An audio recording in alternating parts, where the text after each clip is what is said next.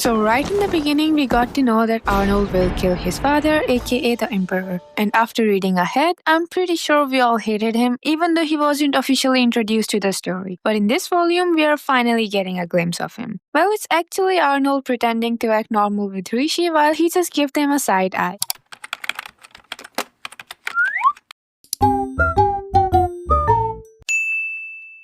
So we know a kitten came into the palace, proving that the security needed to be stepped up. Since they didn't really know which part needed the upgrade, Rishi decided to play the spy game, where they'd spy on their own palace. She dragged Arnold along and they find the weak points in the security. That is until they reach the northernmost point of the palace, and Rishi pointed to the tree behind it. The branches of that tree are fairly long, aren't they? They are too thin for a human to use, but a cat could easily leap between them. Arnold agrees, but when Rishi continued, he cuts her off, frowning and saying, "We shouldn't be here." She blinked, her eyes widened, because he doesn't usually say things like that. It was definitely a warning. "Very well, we should take our leaves quickly then," she said, but he denies, saying that they'll leave slowly and naturally because they don't want to be seen suspicious. I mean, they did go there at night with a lantern, so they were already suspicious. But when Rishi asked, "Suspicious to who?" Arnold hesitated, then eventually opened his mouth to name someone. At that very moment, a dreadful chill shot down Rishi's spine. It was a horrible feeling, like she was frozen solid, but she wanted to escape as quickly as she could at the same time. Her fingertips were like ice, but all the blood in her body felt like it was boiling. The presence she sensed was on the walkway between the Imperial residence and the tower. "Is someone there?" she thought. Arnold clicked his tongue. "Damn it, of all places, why here?" he murmured, and the feeling of overwhelming Rishi was a very specific fear. Prince Arnold's going to be killed. She reflexively reached out toward him. More specifically, she'd been reaching for his sword, but Arnold took her hand in his and pressed it to the tree behind her. She gasped, sensing Arnold's anxiety as he pinned her wrist to the tree. "Oh no, I should have never done that. It was a pure reflex, but I tried to draw a sword against him, against his father, the current emperor." Rishi's mind finally raised. She pressed her lips into a thin line. Her conditioning from her life as a hunter and a knight had been backfired. Much as she wanted to apologize to Arnold, she couldn't make any move without his lead right now. What an incredible malice. He's just watching us from somewhere far away, yet his intensity is very noticeable. The half moon was just behind the figure where he stood on the walkway, but Rishi's instinct were screaming at her not to look up at him. It's him, the man that Arnold hated more than anyone in this world. It was a surprise that his distant presence was familiar to Rishi, because it was exactly what she'd felt in her life as a knight when she'd faced off against the future Emperor Arnold. However, the Arnold of the present was asking Rishi to breathe, making her realize that she'd been holding her breath. Still pushing Rishi up against the tree, Arnold whispered to her, his back to his father. "I'm sorry for putting you in this position, but I don't want him to suspect anything," he said. "This is all because I tried to draw Prince Arnold's sword," Rishi thought. If she'd actually done it, it could very well have been taken as a hostile action against the Emperor. More than enough reason for her to be executed, crown princess or not, especially now, while her position was merely that of a fiancé, and Arnold was protecting her from that possibility. "I'm going to act like we're only here because we wanted to avoid prying eyes. Is that alright with you?" he asked, and though Rishi's voice trembled, she agreed, but it brought a pained look to Arnold's face. "Forgive me, I'm going to touch you in a way you wouldn't want." He released Rishi's wrist and intertwined his fingers in hers, cradling her hand like it was the most precious thing in the world. His other hand stroked Rishi's hair. Then he bent and kisses her forehead, and Rishi let out a strange yelp. It originated from her nerves and the ticklish sensation of his lips against her bangs. He stroked her hair soothingly, kissing her forehead again and again. Meanwhile, Rishi was overheating. She knew this was not the time, but her embarrassment was starting to win over her fear. She returned Arnold's grip on her hand as if clinging to a lifeline. With her other hand, she clutched Arnold's coat, and he pulled her head against him like he was trying to calm a fearful child. He kissed the top of her head this time. "Are you afraid?" he asked softly. "He's shielding me," Rishi realized. He was wrapped protectively around her, but she couldn't just let him baby her. No matter how frightened she was, no matter how much the pressure of that man's gaze knocked the wind out of her, Rishi wanted to do something for Arnold even now.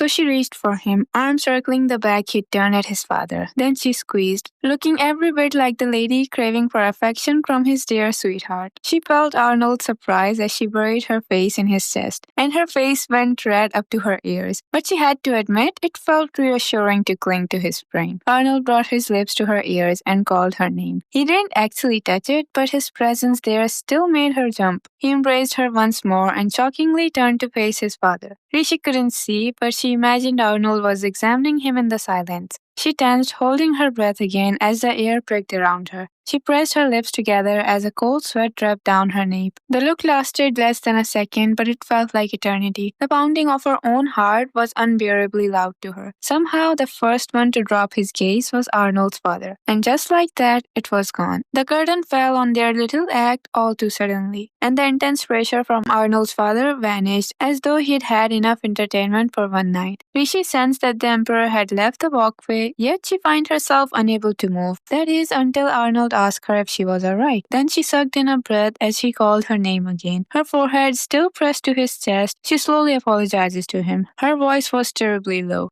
I reached for your sword on reflex, she explained, and if she hadn't done that, then Arnold wouldn't have to take those unwanted measures. I caused you trouble with my thoughtlessness. You've caused me no trouble. It was just a matter of poor timing. I should apologize for not explaining things earlier. He apologizes as well. She was gradually regaining control of her frozen limbs, though Arnold looked down at her and asked, what were you going to do after drawing my sword? She met his eyes, confused by the question. You weren't moving like you were just going to hold it up. That's why I was a moment late stopping you. From where I'm standing, he's not only stopped me in a split second, but he prevented me from touching the sword at all. His fingers combed through her bangs, prompting her to continue. His voice was gentler than usual, to calm her down, she was sure. And it worked. Him cradling her hairs and speaking to her so tenderly allowed Rishi to breathe properly again. Frowning, she forced the word out. I wanted to protect you, Prince Arnold. Hearing that, his eyes widened. I know the disrespect to even think I could, especially not when you're so much stronger than me, Your Highness. She began to explain and he just called her name. I should know that. I just lost control, I suppose. She pressed her forehead to Arnold's chest again and tightened her grip on him and murmured, thank goodness nothing happened to you. All the strength left her. She was about to fall to the ground, but Arnold held her up. I'm sorry, my action only caused you trouble. She apologizes again. I said it doesn't matter. He bent down and spoke directly into her ear. I could search the whole world and not find anyone other than you who would try to protect me from him. Arnold's voice was hardly more than a breath.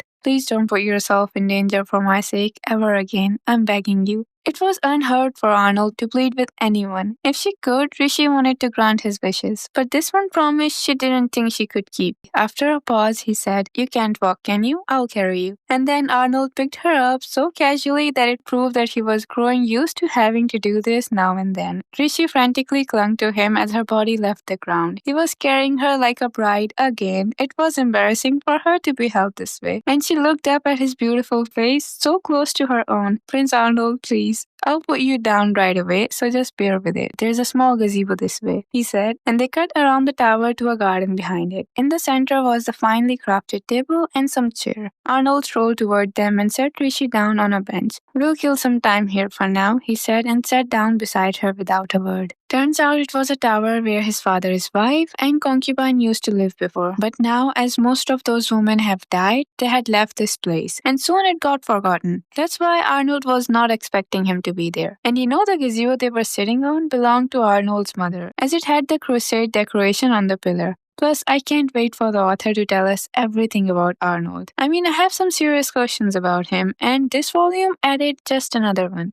As Arnold recalled something, then said that just once his mother annotated something he'd written in Crusade. Rishi tensed, a little nervous, but asked, what did she write? With a half smile, Arnold said, who knows, suddenly sounding truly indifferent. Then he added, it was long ago, I don't remember. Rishi felt like her heart was ready to get out of her chest, and it must have shown on her face because Arnold smiled down at her and asked, why the long face? She began to complain, but Arnold cuts her off. It doesn't matter. Besides, I remember a lot while examining the things you'd been trying to show me. He was slightly teasing her again. Also, I have noticed that in these volumes, Arnold had been more open to Rishi. It might just be me, but ever since he got to know how much he affects her, he'd been teasing her a lot. Like when she realized he had multiple reasons to be in the same place. For example, Prince Dietrich's party, she said, "I felt like I never catch up to you, Prince Arnold." And in response, he reached out and patted her hairs. "No one else is able to figure out what I'm thinking like you are, you know?" He said, but he was expressionless as ever, though his eyes were somehow soft, and his hands were equally gentle as he combed through her hairs. Rishi sulked a bit as she asked, "You're coddling me right now, aren't you?" He chuckled. "See, you figured it out right away. I want his point of view so badly because I know that he's in love. I mean, why else would he talk like that, right?" And when Rishi asked if he had achieved anything that night, his eyes went wide. Rishi was curious about what had surprised him, but his expression softened and his lips turned into a smirk. "Yeah, I found something very valuable." She looked up at him full of expectations, and Arnold returned her gaze, his blue eyes uncharacteristically warm. Then he said, "I found you." Now Rishi's eyes were bulging. "But only a few moments later, though, you jumped out a window and fled from me," he added, and she wished that he would just forget about that already. But honestly, I don't think anyone would forget about it because that's literally where it all started. And personally, I'm not just curious about his point of views about Rishi, but just his feelings in general, because here we see him being the cutest green flag, and after a moment when they were discussing the rebellion Prince Dietrich would pull, he had completely changed, saying, "If the king stands in your way, you have no choice but to kill him." This frightened Rishi. She reminded him not to say such thing, especially in the palace. But he calmly said that they were just discussing another country's crown prince. Still, he gave her a chilling smile and admitted that killing a king was a terrible sin, but sometimes it's necessary. And we know that he wasn't just talking about another king, because when he stared up at his father earlier, he was suppressing the desire to kill him. The emperor had been far enough away that he must have not sensed it, but it had come across to Rishi loud and clear. That wasn't the issue, however, because the emperor wasn't even trying to hide his evilness. Maybe he was just trying to provoke Arnold and wasn't serious, but it was directed not at her but at Prince Arnold, his own son, and he was perfectly aware. Despite that, he focuses only on protecting her and not himself. This thought was enough to make Rishi cry. "I hope the 12th month comes soon," Rishi murmurs. When doubt crossed Arnold's face, she explained, "I'll make sure your birthday celebration is a grand event. You'll be turning 20, so we'll have to throw a big enough party to make up for 2 decades of missed celebration." Arnold thought for a moment before saying, "The wedding will be before that," he reminded her, though she couldn't possibly forget. And he only said so because he had no idea that she'd been constantly tormenting herself about the inevitable wedding kiss. "And your birthday is before that," he added. "We can worry about that for later. For now, she wanted to consider Arnold's birthday." She clenched at his sleeve and made her appeal. "It's a celebration of your birth, Prince Arnold. I hope you're ready." His eyes went half-lidded and he murmured, "Is there a need to celebrate the birth of a person who only lives because of the sacrifice of the countless others?" She reached out for him, taking his face in her hands and turning him toward her, close enough to kiss him. "I'm glad I met you, even if some sort of fate caused you to kill me." At her words, Arnold swallowed hard. His blue eyes wavered as she told him, "I want to give thanks for your birth into this world and celebrate it." He slowly lowered his gaze and brought his own hands up to cover Rishi's. Removing her right hand from his face, he nuzzled his cheek against her left hand. The innocent gesture made Rishi's heart pound in her chest. Then he called her name and says, "Even if it's just hypothetical, don't ever say that I'd kill you." His tone was almost irritable and her heart squeezed. Then he brought up something that had been bothering him. He thought that she hated being kissed and apologized for doing it, while she blushed hard, saying that he only did it to protect her, but she also admitted that she didn't hate it at all. It was just embarrassing. After a short silence, Arnold said, somewhat awkwardly, "I see." And then he sighed. Rishi saw through him clearly. "You don't believe me, do you?" she asked, and he tried to explain himself, but then stopped and changed the topic. "Oh, and all this happened before they called a meeting and figured that Sylvia was a spy. And after they figured it all out and even confronted her about it. After all that, they made a plan. It was that they would use Sylvia as a bait, as the people who have hired her will get to know that she had ditched them and will come after her. That's when they will catch them and erase whoever knows about Sylvia. It won't be that hard because she was a high-class spy who had been working with them since a young age, so only a handful of people knew about her. The plan was set, and Guthail had taken it upon himself to act as her bodyguard and to protect her. But this time, his mindset was different. He was not going in with a "I will sacrifice myself" mindset, but rather with a "I will survive" so he could protect her for a lifetime. The same mindset that Arnold wanted in all of his Imperial Guards. And not only Guthail, but Prince Dietrich also took part in this, after he realized that they'd been using him as a pawn too. The scene that led to this was so amusing to me somehow. Maybe because Prince Arnold gives off such a black cat vibe sometimes. Right then, he was done with Prince Dietrich as he said to Oliver, "We can get the story from you. Get rid of this man already." To which Dietrich frantically appealed to Arnold, who did not spare him so much as a glance. Instead, he asked his attendant to continue. Oliver gathered up several documents and tapped their ads on the table with a smile. As you suspected, Prince Dietrich is also here regarding the spying organization. Oliver had gathered all the information from Dietrich by simply paying him compliment with a bright smile on his face. And when he took his side once again, Dietrich clinged to him, to which Arnold snapped, "You keep your hands off my attendant."